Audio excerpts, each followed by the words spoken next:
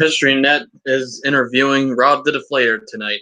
Mr. Brass decided not to show up, or he's taking a long time. Anyway, I'll be here. How are you, sir? I'm a little pissed off. That's some way to begin the interview. Yes, I'm a little.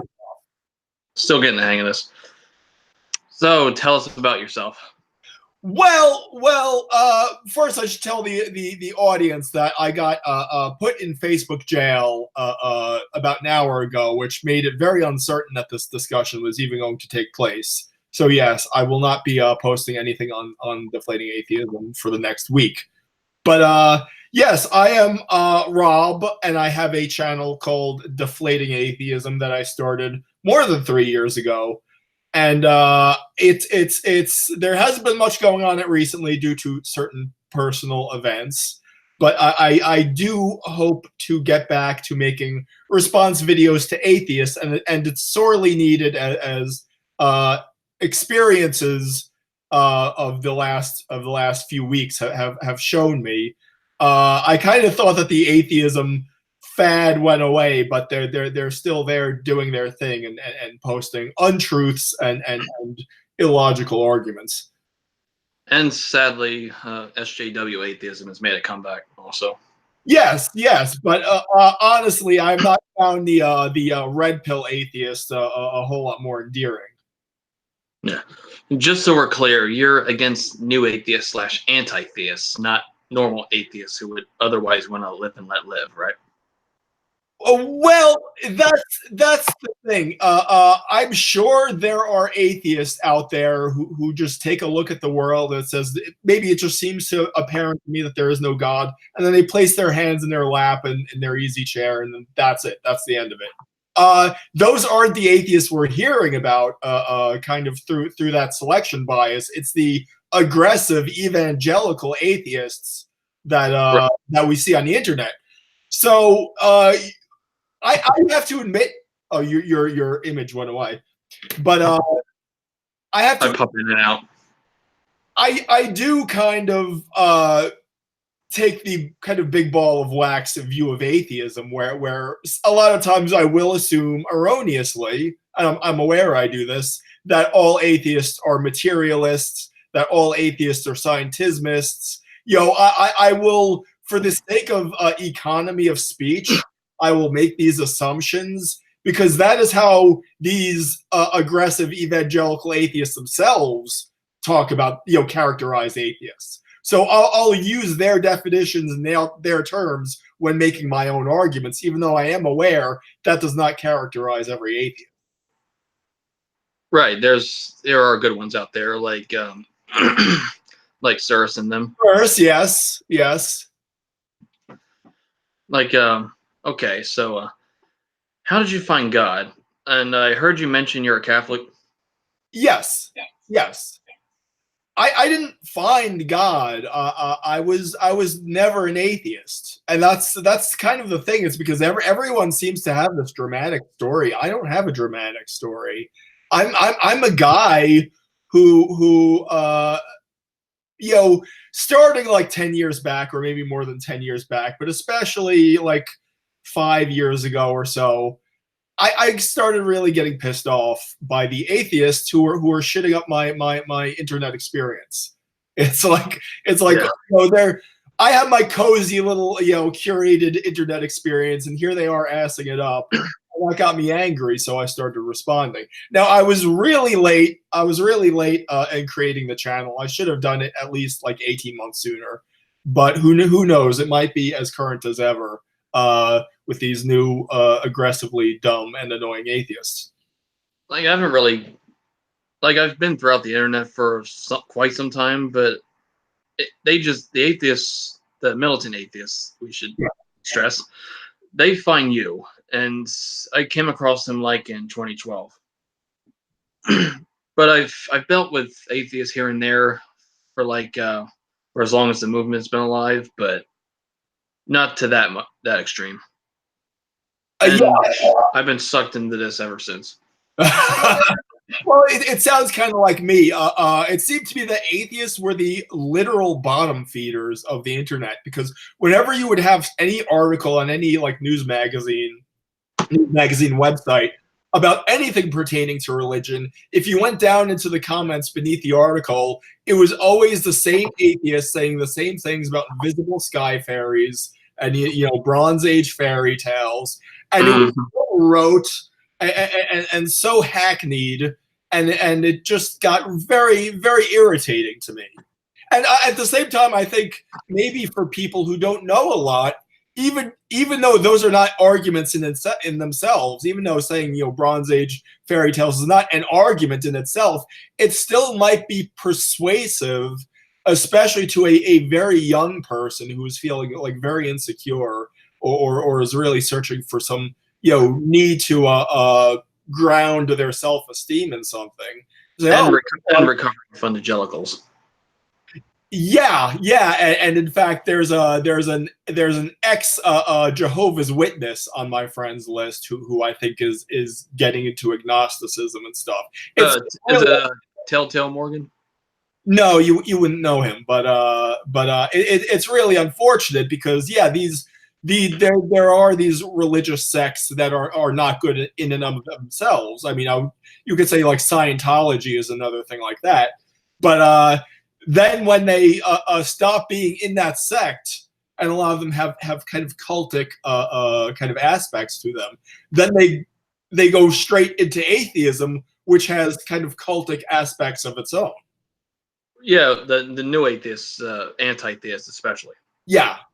I don't feel the need to qualify everything I say, because my ethos has always been that kind of pissing people off and kind of just being a bee in their bonnet has value in its own right. So I'm not going to walk on eggshells and like do the Steve McRae thing, where they have like the 57 different genders, and it's like a time-based agnostic or something, and it's like, oh wow, you guys are so interesting. You have like 57 different flavors of atheists, and you get to expound on which type of atheist you are. It's like, do you believe God exists? Yes, no, or maybe.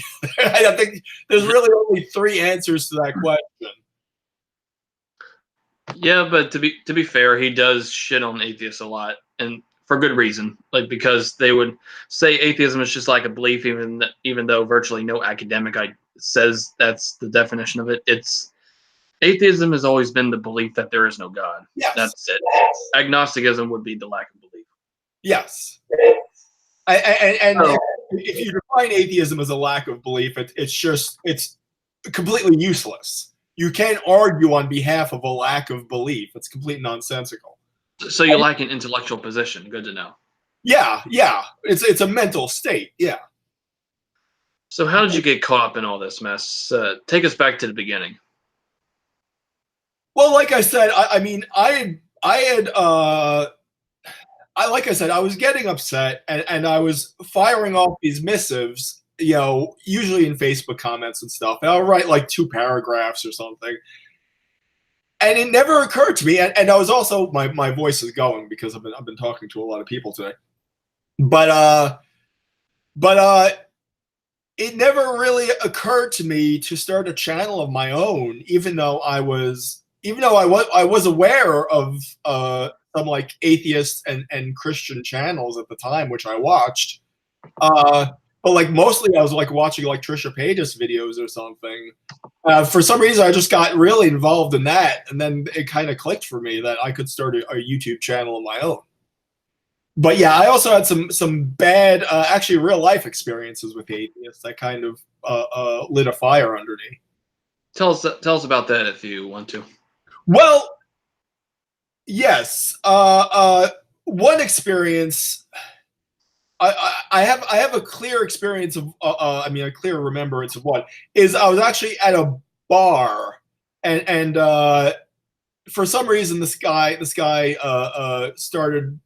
got on the subject of religion. He was an atheist, but he seemed reasonable enough and willing to discuss, and so I kind of went back and forth with him.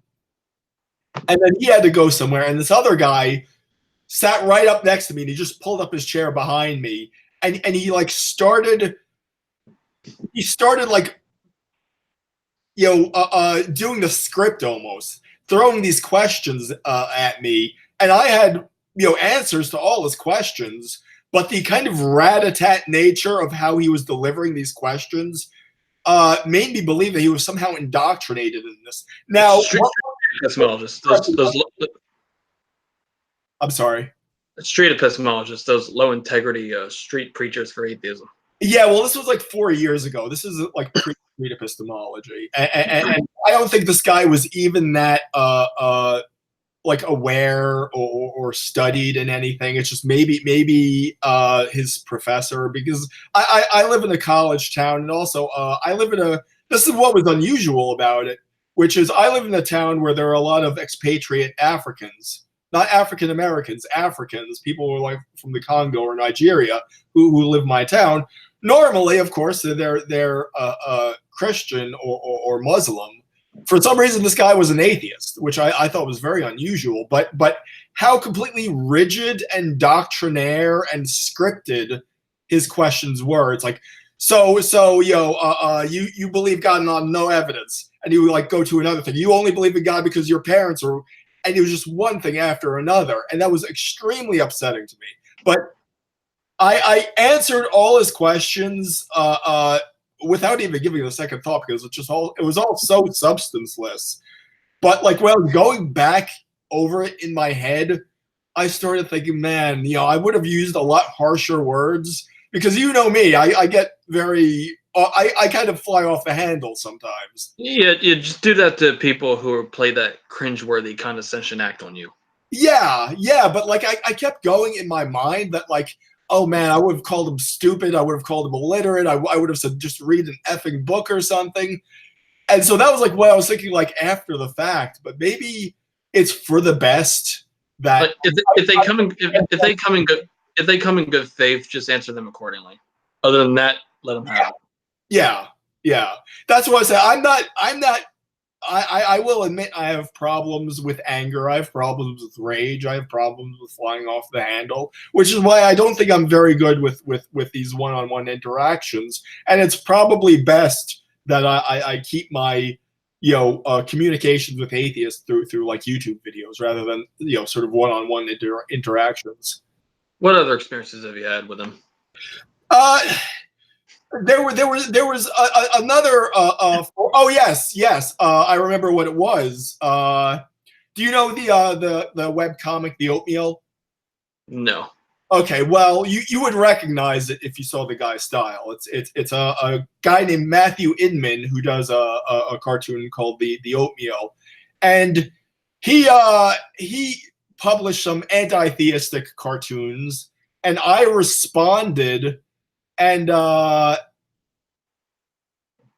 he messaged me, which was very odd. It's very odd because this is like a very well-known cartoonist. So he responded to my message, and we had a back and forth. And I didn't think much of it, but then he posted the exchange, the Facebook message exchange on Imgur, where it got 500,000 views in about 24 hours.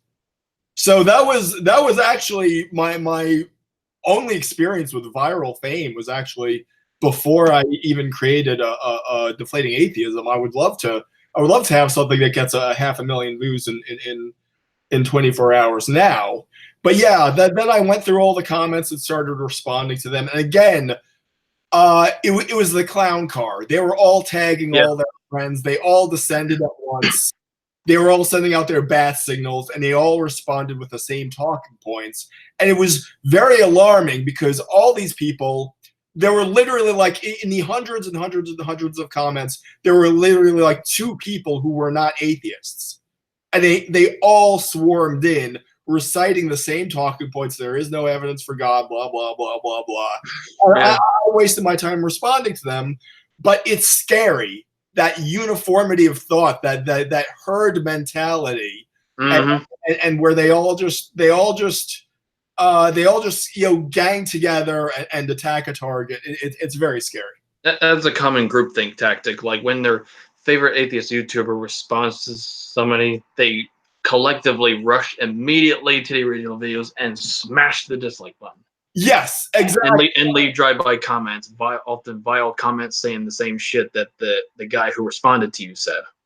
Yes, yes. And they never respond with arguments. They always respond with insults and superficial remarks and drive-by comments. But some of those YouTube atheists have fan bases that are worse than others. That's what I was like telling you before. Yeah. It's It's like, always hard to discern who's worse. There's the atheist experience who are full of low IQ village atheist automatons. Then there's Aaron Ra's followers, and then there's yeah, followers of other even nice atheists like Cosmic Skeptic has vile audience. yeah. But there are some are worse than others. I always kind of thought Aaron Ra was part of the atheist experience. I don't know. Maybe. He was he was one of Dillahunty's lapdogs Okay. before he went solo and Guy got slapped around by inspiring philosophy. oh yeah, Twice at least. I know of at least two debates where he got slapped around by IP. Yeah, maybe there are more. I don't know. But yeah. But some of them are worse than others. I really think the ones who appeal to very young people who are very insecure and very much looking for a sense of belonging. Those are the ones with the most aggressive fan bases where they and who often come from fundagelical households with that fire and brimstone upbringing. All that shit. Who often come from fundamentalist or Jehovah's Witness or something like that.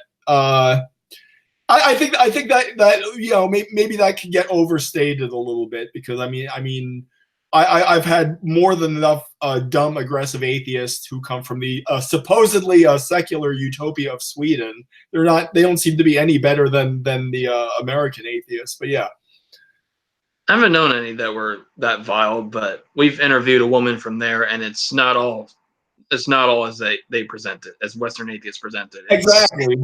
Yeah. They even have a state church, and there's a lot of Christians over there, and it's not a secular paradise by any means. Agreed. Yeah. And there's so like how do you feel after dealing with militant atheists all that time? Like, has it taken a toll on your spirit? Yes. It's a continuous weight on my soul. I have to be honest and say it's ugliness that you just don't want to have to deal with. But I can't not do it because I mean that would be its own weight on my soul. What's the I think the Franz Kafka quote is that you can hold yourself back from the tragedies of the world, but that holding back might be the one tragedy you could avoid. I'm misquoting that, I know, but yeah, that would be a weight on my soul to bottle it all up. So in a way, I almost feel like I'm just following my own pleasure principle by doing this channel because it would really be oppressive to me if I cannot say anything back to these atheists. Like you mentioned a while back that you've come across such atheists on the internet since the 90s.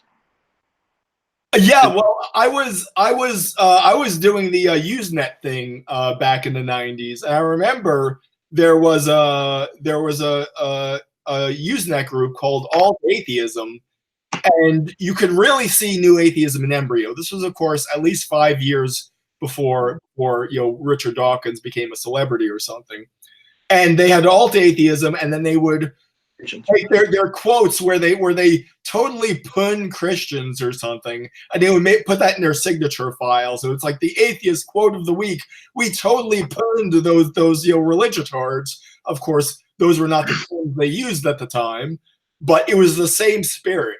So I could definitely see new atheism did not begin in 2004 or 2005 or whatever. It was there in the internet from the very beginning, but and it hit its quote unquote golden age during the 2007 2009.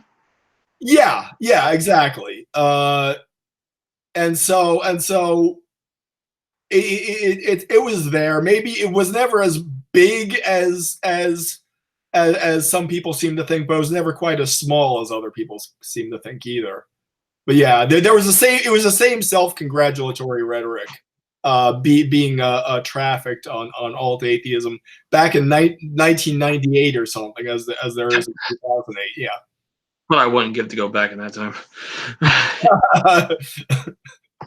Look, But yeah, like considering the recent subscriber boom of these crappy atheist channels as of late, as well as the SJW atheist comeback, do you feel that things are getting worse? to be quite honest, I have not had my finger on the pulse of what's going on YouTube, so I cannot really offer an educated response to that. I do know that like Mr. Atheist and Genetically Modified Skeptic have crazy subscriber counts. I don't know how many others there are like them. That are, I don't know why their content is not really good. it is very middling. It is very mediocre. It is very banal. It is very hackneyed. And I mean, yeah, but I mean, shit floats in the golden toilet. What can I tell you? Like, who would your favorite and worst atheist YouTuber? That's such a. I mean, again, I don't. I'm. That's a really hard question for me to answer because I've kind of fallen out of what's hip in atheist world. I don't know what's really going on. My favorite, I would say, like you said, Cyrus. He seemed like a very intelligent and reasonable guy who can examine his own assumptions or something, or you know, his own feelings or whatever, and understand that these are things that other people could potentially disagree about. It's not like the atheist who says, you know, there is no evidence for God and just accepts you to accept it as fact or something. He's a very reasonable guy. He's a very bright guy. Actually, I mean, I had a discussion with him, and he was actually very impressive when he was talking about certain technical things. So I like him. I only really had a one-on-one conversation with him once. Worst. Oh boy, we are spoiled for choice. We are spoiled for choice. I mean, as far as the ones with major subscriber counts, I mean, I have to go for the obvious, you know, Bubonic Dance and Cult of Dusty and those kinds of people. Cult of Dusty is he's dust. Yeah. Well, like I said, I mean, back in the day, I saw maybe like 2 or 3 of his videos. Now it's like I get to like a second in. It's like fingernails on the blackboard to me. I just can't watch it, you know. And then it's hard to figure out who's worse. You watch Aaron Raw, and then you say he's like, how could people be this vile? Then you go to Dark Matter, Fecal Matter 2525, and then you go to Dillahunty and watch his dumbass followers. Well, Dark Matter at least gets points for presentation. He tries to make it entertaining or something. He tries, but like my 7-year-old nephew draws better than him. Yes. It's one of those cartoons you lose brain cells watching. Yeah. Oh, and my ex-Jehovah's Witness friend is now a fan of Dark Matter, so yeah. Can't imagine why, but yeah, there's others that you just can't decide. Yeah. By the way, this is a La Croix I'm drinking right here. So yeah, I'm not cracking open a cold one. No. But yes, I'm a total La Croix drinking hipster. But also in light of the recent schisms within the atheist community, as well as the popularity of guys like Jordan Peterson who are sticking it to the cultural Marxists, like, do you hope that things will get better? Yes, I expect that things will get better. There's really a revolt. I mean, where people are beginning to say, why did we have these narratives shoved down our throat for the last 10 years? And I think you could say what you want. You could get like conspiracy minded about whether, New Atheism is a social justice project, as Max Kolbe says. I do think that there was some coordination, because I do think when you see the newspapers and stuff that promulgated this stuff, in the mid 2000s, it was all the elites. It was all the educated elites who I really truly believe knew better than the kind of homely scientism of Dawkins. I think they were throwing that in a trough to feed to the peasants, to Yeah, to kind of soften them up for a coming tyranny. you know what? Dawkins was the biggest atheist when the movement like exploded, and now he's just like he's not relevant anymore. Like Hitchens still has his own cult. People Yeah. still worship him like he's a fucking god. Yeah. Him and Harris, like Harris is the sole remaining pop atheist. Yeah, and he did it by changing his message. He went kind of a little new age with it. He's like the Marianne Williamson of atheism, basically. Now he tries to have interviews with Jordan Peterson to stay relevant because he's losing his audience to him. Yeah, exactly. But is that the atheist you said was the biggest one? The biggest one of the new atheists that's still relevant. Oh, in popular culture, like outside the internet. Yes.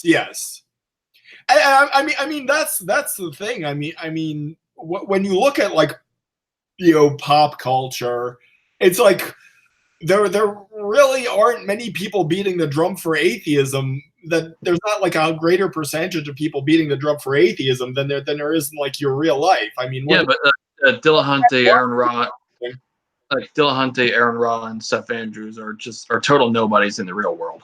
But yeah. In their internet communities, they have strong cults going on. Yeah. So I mean that is. And of course, Crackpot Carrier, who also has this inexplicable cult by people who want Christianity to be as wrong as possible. And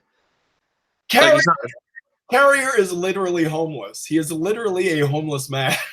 and an unemployed failed academic. Yes. Who doesn't hold a university chair. So this is the guy you're going to trust you're going to wage eternity on. Yeah. Couch, yes. We'll promote pseudo history for food, yes. So we got but thank God for guys like Tim O'Neill who are pushing back the new atheist mangling of history that they've propagated for the last 15 years. Yes, exactly.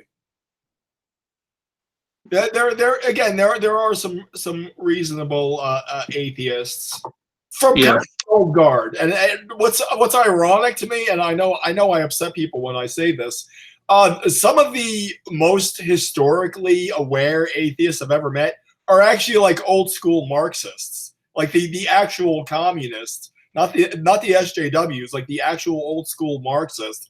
Actually know how to put like atheism in context or something, and they're not just completely jejune when it comes to these things. When have SJWs ever been acquainted with history?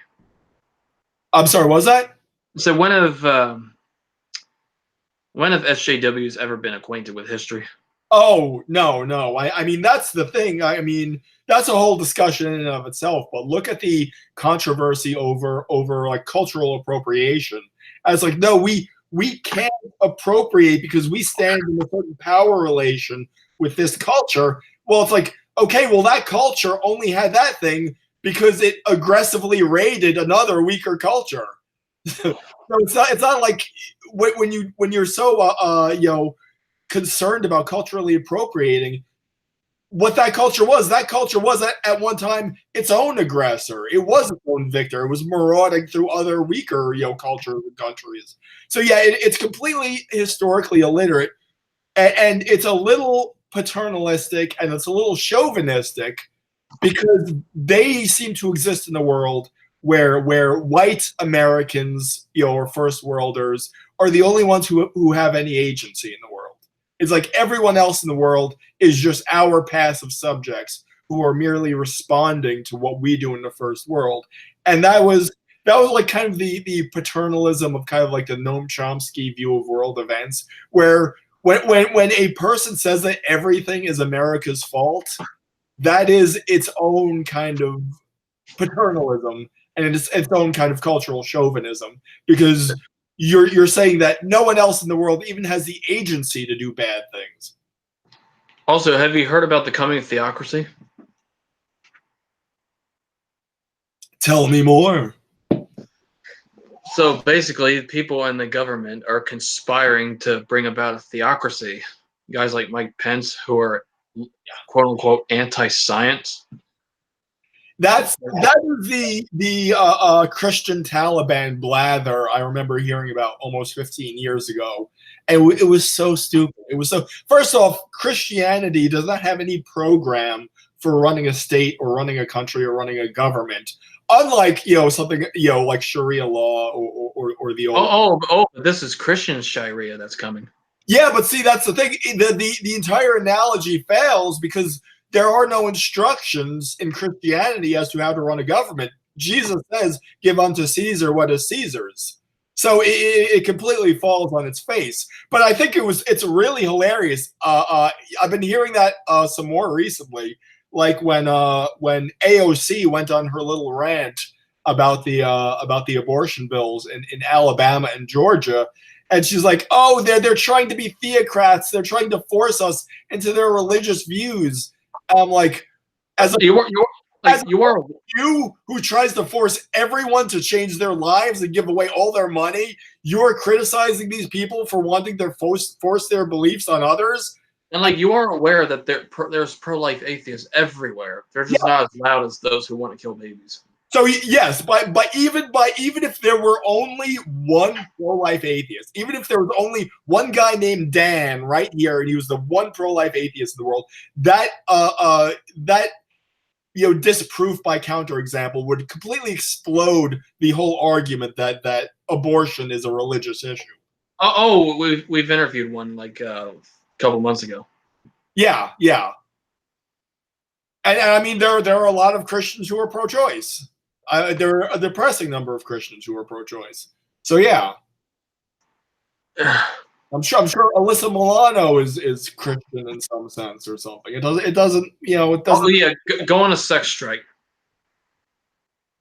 Yes. Name me one time in history that's ever worked. Yes. So basically, you're gonna close your legs because we're taking the right away to like eliminate an inconvenience to your life. Well, it's not even that. It's not even that. But I'm trying to think of a great meme I saw about the sex strike. I can't think of it off the top of my head. But yeah, it's ridiculous. All right, let's read some comments in the live chat for a while. Yeah, unfortunately, I could not post the link to this discussion on Deflating Atheism because I am in Facebook jail. Cameron Gilchrist says Christians are under no obligation to differentiate between atheist sects. SECTS? Yeah. Okay. Yeah, because they've had schism as of lately. You've heard of the one where rationality rules committed thought crime, and Dillahunty's organization denounced him as transphobic. Yeah. Of course, the rationality rules caved in later, but he also did a half apology on it and responded.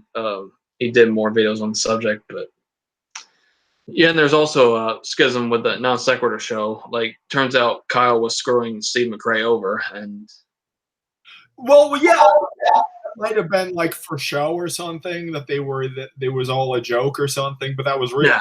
No, it's serious. Okay. Like, Steve lost money that his daughter could fall back on.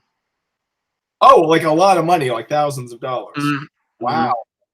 I really did not know anything about that.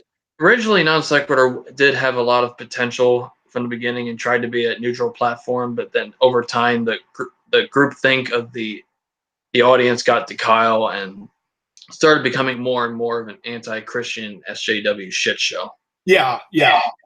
And because of God's Engineer's dumbass girlfriend is one of the hosts on there, and she bans people who go against the party line. Yeah. Yeah, I had invitation to be on there, but Kyle, it was very clear to me that something was very wrong with Kyle, and his motives were not pure, and that was just dealing. When you try to have you're setting up a schedule, there's a little negotiation that goes back and forth, and it was just clear that he was just like a liar, He does have toxic resentment issues. Yeah, yeah. Like Christianity is the reason that people look down on him because he's gay or whatever. Yeah, yeah. It's gay. I mean, when your atheism is based on resentment, it's not going to be rational,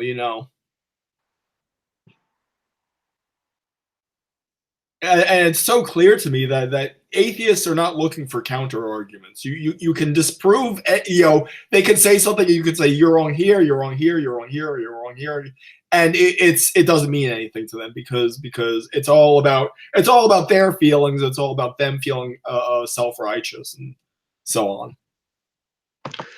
Bob Smith says, "White Engine is the man." Thanks, but that used to be my old name, but it distracted the SJWs from any conversation, so I had to change my name as a parody of ScienceNet.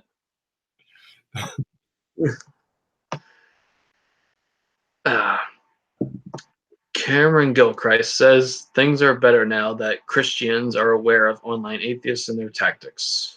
Yes, and go ahead.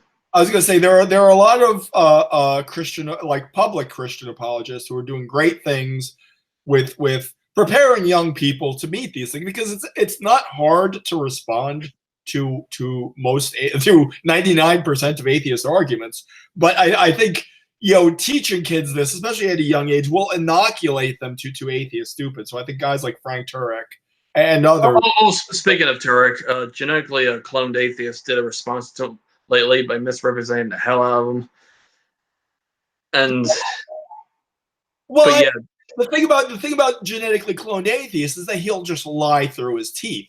He'll say, well, unlike those stupid Christians, I don't use my ignorance as an argument. I need evidence for my beliefs, unlike those stupid Christians. Well, half the time he is sincere. It's a straw man, yeah. Well, half the time he is sincere. The other half he goes into a village atheist mindset. Yeah, but he's what we were talking about. He's the ex-fundamentalist. And the fact they use the fundamentals tells it all. But yeah, well, the funny thing is that he collaborated with a video that says that things atheists should not say, and one of them is that a religion or Christianity in particular is a mental illness, and then he got a lot of flack from his tribal followers. Yeah. So that's another schism on the way, probably. JMD Apologetics 101 says, "What up? Aaron Raw here."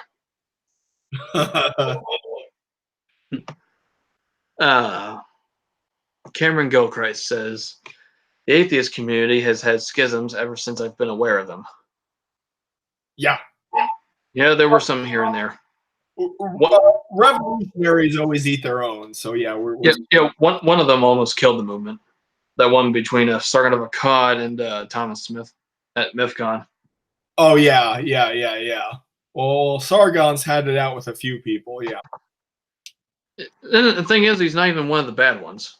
At least I don't remember him. Well, Sargon was never the most vocal atheist. He would make a reference to it here and there. I'm not really sure that he's ever made like atheist videos per se. Yeah, but Dean would always be trying to respond to him all the time, and like, why? He's not even one of the worst ones out there. Yeah. All right.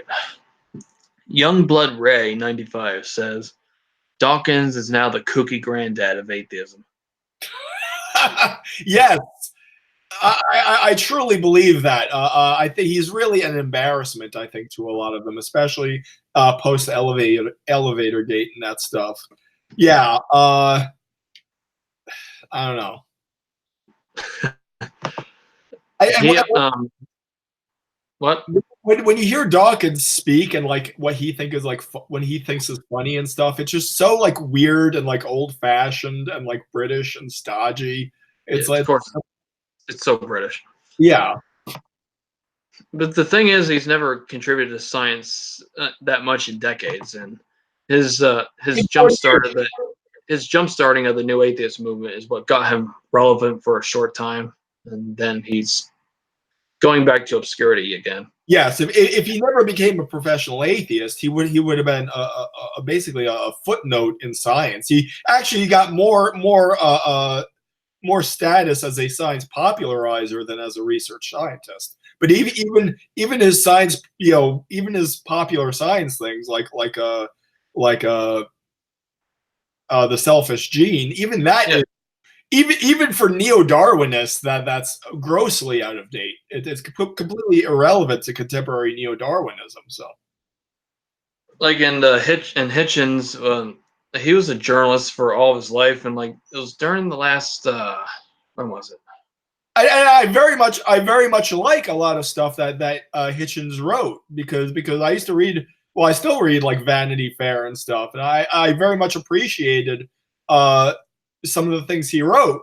But he was always taking on sacred cows, and I mean the sacred cow might have been like Mother Teresa and Princess Diana. Yeah, and Jackie O or just anyone. Actually, if you come to think, it's mostly women. I don't know, but yeah, women. But he also has some things to say about Mandela back in the 80s. Yeah, and again, he came from just straight up Marxism, but I actually did appreciate a lot of things he said. I guess he found his ultimate kind of sacred cow to rail against at the end. Of course, God's not a cow, and it was only he was only a new atheist apologist for the last 6 years of his life, and that's sadly what he'll be most remembered for. Yeah. And atheists are hurting. I remember even a Christian saying at the time that atheism is going to get a lot more boring without Christopher Hitchens. Oh, he's done more for atheism in death than he has in life. Exactly, because atheists are always like, oh man, if Hitchens were still alive, he'd be totally punning this Christian right now. Like, no, he's dead and he's not coming back. Get over it. He was also a plagiarist. Yes. And lied about history a lot. So. Yeah. And JMD Apologetics 101 asks, was DA convinced by Aaron Ra's rant? Inspiring Philosophy is debate. Oh, I have not watched. I have not watched the full debate. I have to. Please watch it. I think I'll upload it tomorrow. But okay. you got to watch it. Well, I based on what I've seen before, I do not expect Aaron Ra to perform well. And geez, I mean, Inspiring Philosophy is so good. He has all his sources, he has all his academic papers always lined up. And so I will give you a hint though. Like Aaron Ra kept trying to derail from the conversation and go on all these other rants and Gish Gallop rants, and Inspiring Philosophy just would not let him get off subject.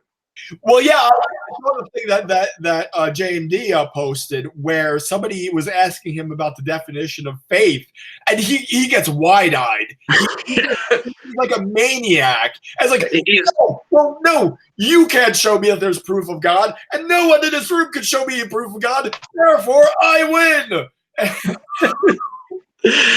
You can tell by how emotional he gets. How much more dogmatic can you say when you're telling people that they won't be able to tell you any evidence for God, which was not even the issue. But it's like, okay, you've already made up your mind. You're not willing to accept any evidence. It was so transparent that this is a man who's fully indoctrinated. He's not looking for counter arguments. He's not even changing his mind. You can tell by his rants, how emotional he gets. He's definitely a closeted misotheist. Yeah, well, I maybe his response there was just this feeling that he was backed into a corner. He also had a terrible upbringing, and that colors his perception of religion in general. But Yeah, like, yeah.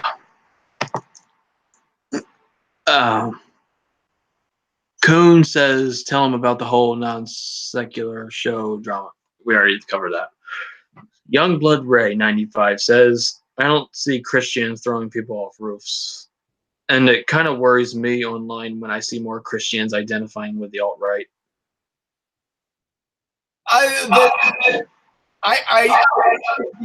I'm getting feedback here. Yeah.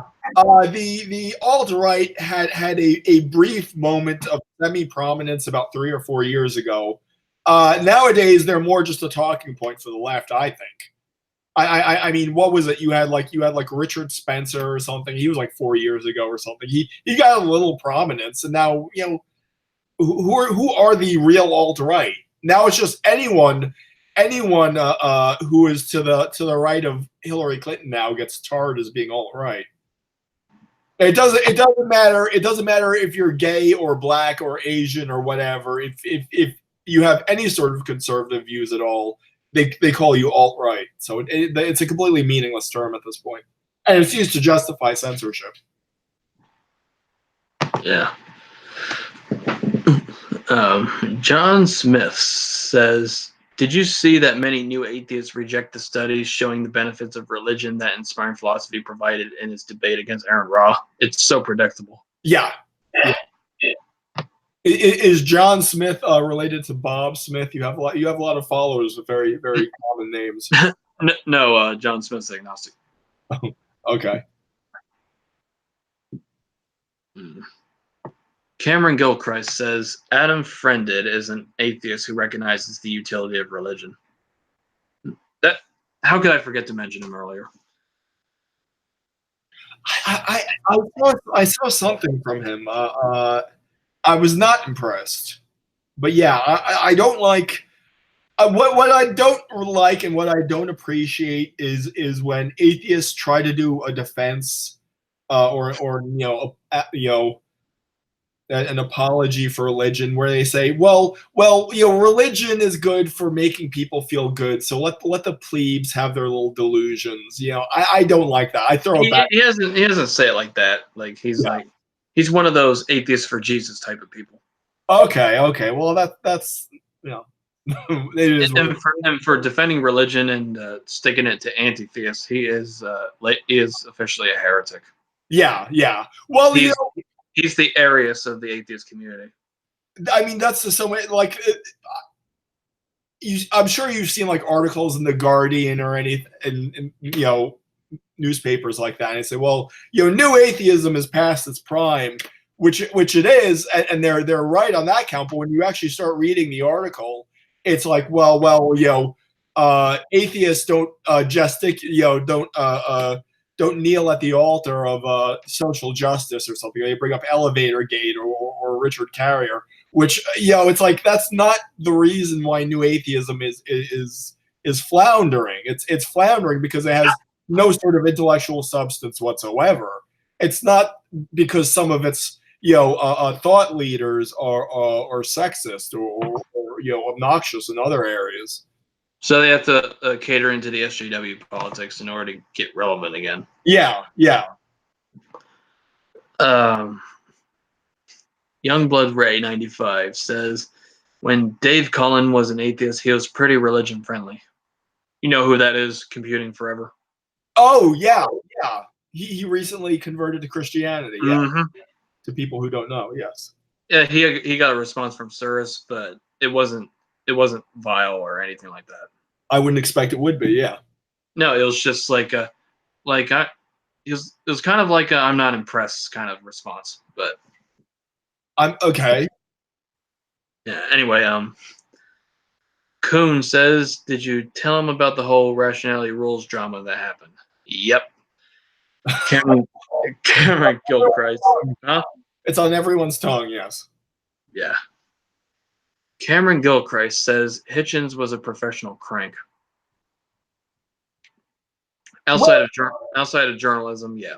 Yeah, I mean that's the thing is you know, Christopher Hitchens brought some sort of cultural awareness to what he did. He had some sort of understanding of history and culture, which as opposed to most of the and we're talking about recent history, like in the shit that goes on in Africa in the 80s and stuff like that. Yeah, that stuff too. Whereas as opposed to most new atheists who don't know anything that they didn't see in Grand Theft Auto or something. Of course. Oh yeah, Grand Theft Auto also has the recent games have on where you go on the internet and they have a website that and a parody of Dawkins and the atheist movement. Really? Yeah. I'd have to see that. I'd have to see that. It's in GTA 5. You'll find it somewhere. Well, I don't play video games, so yeah. I'm sorry. But I have a lot of free time, which I waste in other ways. Yes.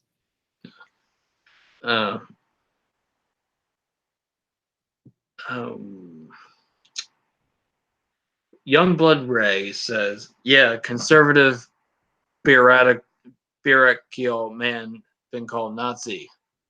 Yeah. It's Jordan Peterson and Ben Shapiro have been labeled Nazi by Google, and their censorship is not even a secret anymore. Yeah.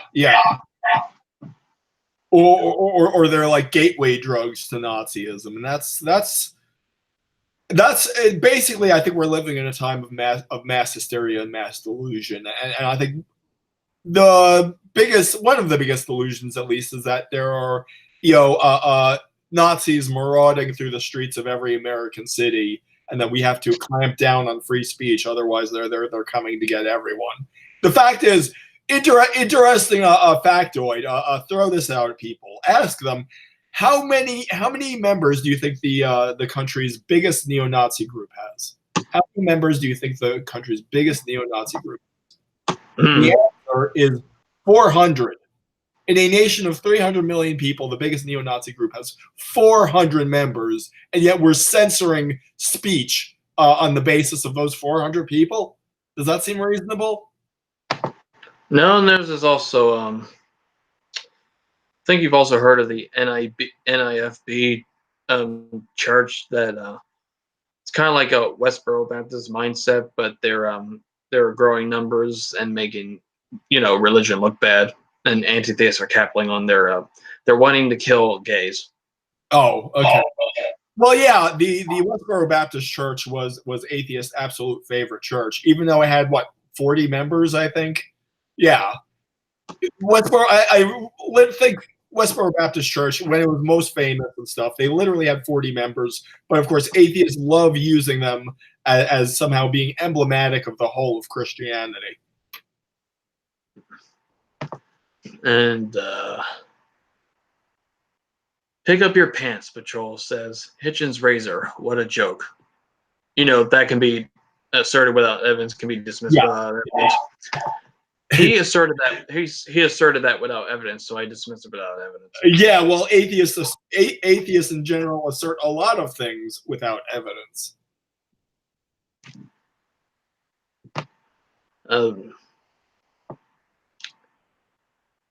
Cameron Gilchrist says, has anyone figured out a way to interview Eve Kaninen, please? Well, I think she wants to be anonymous because of the doxing. Yeah. Maybe she doesn't even want her voice in a video. No, they claim she thinks that there's Google has voice identifiers and stuff like that. Yeah. I'm sure we've been using a lot of trigger words all throughout this discussion, honestly. Yeah. Because I didn't even realize it until a few months ago. When I posted when I clicked the closed captioning button underneath the video, I didn't understand at the time. It just generates that automatically. Like, they never told me this. So yeah, now obviously Google, YouTube, Alphabet, whatever, can examine the full text of your video without someone manually putting in the closed captioning. The Google overlords are watching. Yes. and geez, the peasants are going to revolt. Considering I've been put in Facebook jail, as I told you. I cannot even message anyone. I cannot even click a like button anymore for 7 days. People are only going to take so much of this, but I'm dedicated. Until they finally kick me off, I'm going to be a thorn in their side. Yeah. Oh, we'll await some more questions in the meantime. Mr.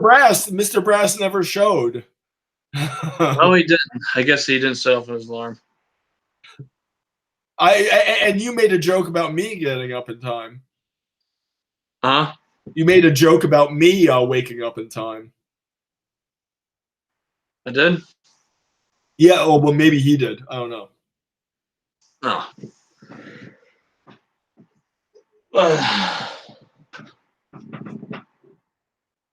Anything to add? Hey, I think that was a good conversation. I will add this. I will be doing a 6K sub special the weekend after this one. So I'll get my Facebook jail thing out of the way, and then I'll start sending little messages to people asking if they want to be part of it. But yeah, you're welcome to join. But yeah, so a 6K sub special. I don't want it to conflict with the 4th of July weekend, because I don't want the celebration of my 6,000 subscribers to overshadow the celebration of our nation's founding. So yes. Yeah, might as well do it after that point. Yeah. Out of respect for our country, I will not do it. Respect for our country. Yes. Okay, this has been HistoryNet interviewing Rob the Deflator without Mr. Brass or anybody else. And again, my channel is called Deflating Atheism. Just type that into the search bar. And I also have a Facebook page, and I also have an Instagram account. All right, subscribe to Deflating Atheism, and see you next time. See you guys. God bless.